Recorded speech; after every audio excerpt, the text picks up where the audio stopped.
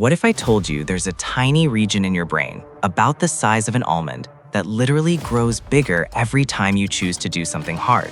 Not metaphorically, physically grows, like a muscle. Stanford neuroscientists just confirmed what David Goggins has been screaming about for years. This former Navy SEAL went from 297 pounds spraying for cockroaches to becoming one of the hardest humans alive.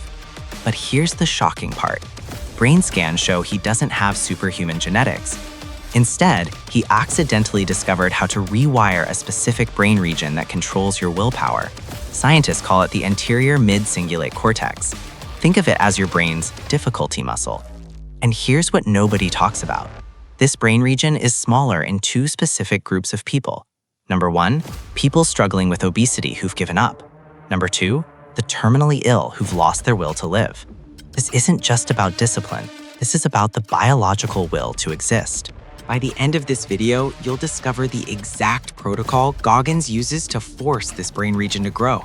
But first, let me show you what happens inside your skull the moment you hit snooze on that morning alarm. Here's the uncomfortable truth. Right now, as you watch this, your anterior mid-cingulate cortex, let's call it the AMC for short, is either growing or shrinking. There's no pause button. Every single choice you make today is remodeling your brain in real time. When you chose comfort this morning, scrolling instead of working out, hitting snooze instead of getting up, eating that donut instead of the apple, your AMC got smaller. Not by much, maybe 0.01%. But here's the terrifying part. It compounds. A study tracking 500 adults over 10 years found that people who consistently chose comfort saw their AMC shrink by an average of 12%. And here's what that means in real life. Less willpower to stick to goals, less energy to push through challenges, less ability to delay gratification. You become a slave to the path of least resistance.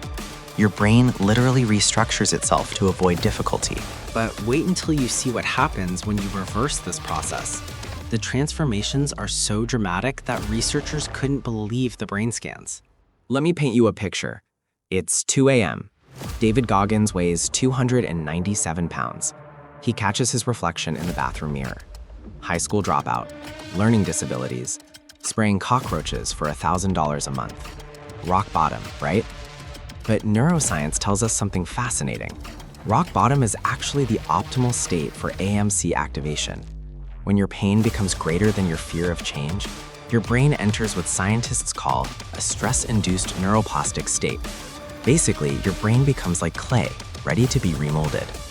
That night, Goggins made a decision that triggered a cascade of biological changes. Within 3 months, he lost 106 pounds. Not through genetics, not through medication, through a daily assault on his comfort zone that literally rewired his brain's architecture. MRI scans of Navy SEALs going through Hell Week show an average 8.3% increase in AMC volume in just 6 weeks. That's faster than muscle growth. Your brain is more adaptable than your body. Now, here's where it gets crazy. The size of your AMC predicts something researchers never expected, something that goes way beyond just willpower.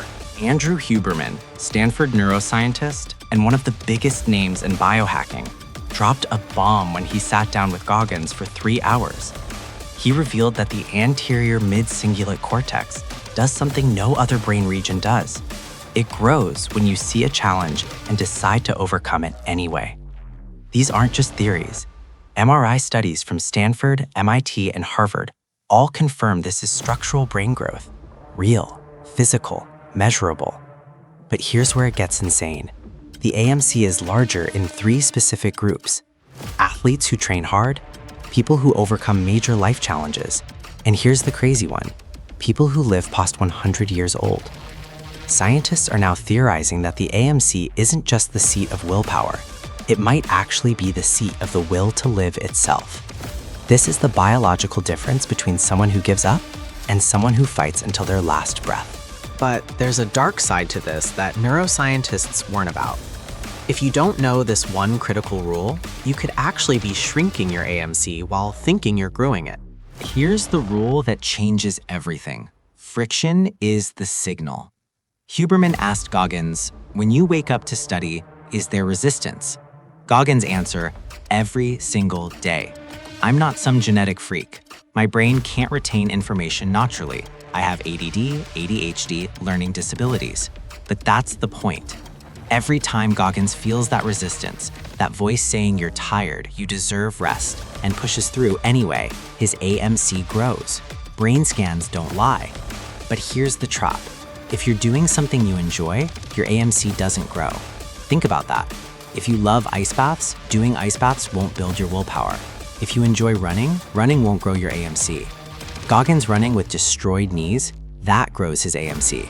You taking an ice bath when every cell in your body is screaming to get out, that grows your AMC. The key is doing things you genuinely don't want to do. That's protocol step 1. Find your friction points. What do you avoid? That's your target. Okay, so you've identified what you hate doing. But step 2 is where most people fail. Because there's a specific time of day when your AMC is 3 times more receptive to growth. Goggins wakes up at 4 a.m., not because he loves mornings. He doesn't, but because that's when his resistance is highest. Neuroscience backs this up. Your willpower is strongest in the morning, but your resistance to hard things is also strongest. It's like lifting weights at maximum resistance.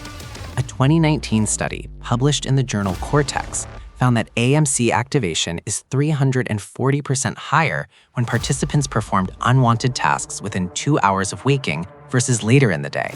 Here's why. Your prefrontal cortex, the part of your brain that makes rational decisions, is freshest in the morning. Later in the day, something called decision fatigue sets in. Your brain starts taking shortcuts, choosing comfort. By doing the hardest thing first thing in the morning, you're training your AMC at peak capacity. Protocol step 2, attack your friction point within 2 hours of waking. Goggins studies medical textbooks at 4 a.m. What's your version? Cold shower? Workout? That project you've been avoiding? Do it before your brain has time to negotiate. But here's the problem. Around day 18 to 22, something happens that makes 95% of people quit. It's called the extinction burst, and if you're not prepared for it, you'll fail. Around day 18, your brain realizes you're serious, and it fights back hard. Behavioral psychology calls this the extinction burst, your brain's last-ditch effort to return you to homeostasis, to comfort. You'll experience intense cravings for your old habits. You'll rationalize why you should quit. You'll get sick. You'll get injured. Your brain will literally create problems to stop you. A neuroimaging study from UC Berkeley tracked participants doing 30-day challenges. On days 18 through 22, their amygdala activity actually decreased temporarily, even while they were still doing the hard thing. Why? Because the brain is redirecting resources to fight the change. This is the valley of death. But here's the secret. This is also when the real growth happens. Goggins' solution: go harder during this window. Everyone else backs off thinking they need recovery. He doubles down. Protocol step 3, pre-commit to intensifying effort on days 18 through 22. Write it down now. Make it non-negotiable. This is where champions are forged. Now, assuming you make it through the extinction burst, there's one more protocol step that determines whether this becomes permanent or just another failed attempt. Goggins created something he calls the accountability mirror. Every morning before his 4 a.m. workout, he looks himself dead in the eyes and asks 3 questions. What are you afraid of? What did you avoid yesterday? What's the hardest thing on your schedule today? No bullshit, no positive affirmations, raw accountability. Why does this work? Research on metacognition, which means thinking about your thinking, shows that the human brain is incredibly good at lying to itself. We rationalize, we justify, we create stories where we're the victim. The accountability mirror doesn't let you do that. And here's the neuroscience. When you look yourself in the eyes while thinking about your goals, you activate the anterior cingulate cortex at a significantly higher level than just thinking about them. This is why written goals outperform thought goals by 42%, why public commitments outperform private commitments by 65%. Your brain takes external accountability seriously. Protocol step 4, find your accountability mirror. Could be an actual mirror, could be a journal, could be a person, but make it impossible to lie to yourself. Okay, so you've got the 4-step protocol, but here's what nobody tells you about the actual transformation that happens. The results shocked even Goggins. Let's talk real numbers. After 30 days of consistent AMC training, here's what the data shows. Participants in controlled studies showed an average 8.3% increase in AMC volume. That translates to measurable real-world changes: 67% improvement in ability to delay gratification, 43% increase in pain tolerance, 89% improvement in ability to maintain uncomfortable positions. But here's what's even crazier. These changes persist. A follow-up study 6 months later found that participants who maintained even 3 days per week of AMC training kept 78% of their gains. Compare that to muscle. If you stop training, you lose 50% of your strength gains within 12 weeks. Your brain is more resilient than your body. Goggins is living proof. At 49 years old, he's still training despite destroyed knees, stress fractures, and a heart condition. Not because he loves it, but because he knows the moment he stops choosing hard things, his AMC starts shrinking. He's literally maintaining his will to live through voluntary suffering. But the most impressive result isn't physical. It's what happened to Goggins' identity. And this is where the protocol goes from just biohacking to something much bigger. Here's what nobody talks about. Building your AMC doesn't just give you willpower, it gives you a new identity. Goggins went from, I'm the fat kid who can't do anything, to, I'm the guy who does impossible things. That's not just mindset, that's neurological reality. Your brain stores your self-concept in the same regions that control behavior. By repeatedly doing hard things, you're not just training willpower, you're rewiring your identity at the neural level. A Harvard study on identity change found that sustained behavior change, 60+ days, actually alters the neural pathways associated with self-concept. You literally become a different person, not metaphorically, neurologically. But here's the profound part. Goggins says even billionaires with everything ask him, I feel like something's missing. He never feels that way. Why? Because he found fulfillment in the one place nobody looks, in voluntary suffering, in choosing the hard path. That's not masochism. That's the deepest form of self-respect, knowing you can count on yourself when it's hard. So the question becomes, how do you start building your AMC today? Here are the 3 actions that deliver 80% of the results with 20% of the effort. Choose your hard thing, right now, before this video ends. What's the one thing you avoid most? Not kind of difficult, genuinely makes you uncomfortable. For Goggins, at 297 pounds, it was running 1 mile. For you, might be different. Cold showers, studying, having difficult conversations. Pick one, write it down. Action 2, do it tomorrow within 2 hours of waking. Set your alarm 30 minutes earlier if needed. No negotiation. No, I'll start Monday. Tomorrow. Your ANC doesn't care about your schedule. Action 3, pre-commit to 30 days with a consequence. Not I'll try, pre-commit. Tell someone who will hold you accountable. Put money on it. Make the consequence of quitting more painful than doing the hard thing. This is how you override 3 million years of evolution that wants you to conserve energy and stay comfortable. These 3 actions require 0 equipment, 0 money, 0 special circumstances, just a decision. That's the beautiful and terrifying part. You already have everything you need. But there's something bigger here that goes beyond just personal development.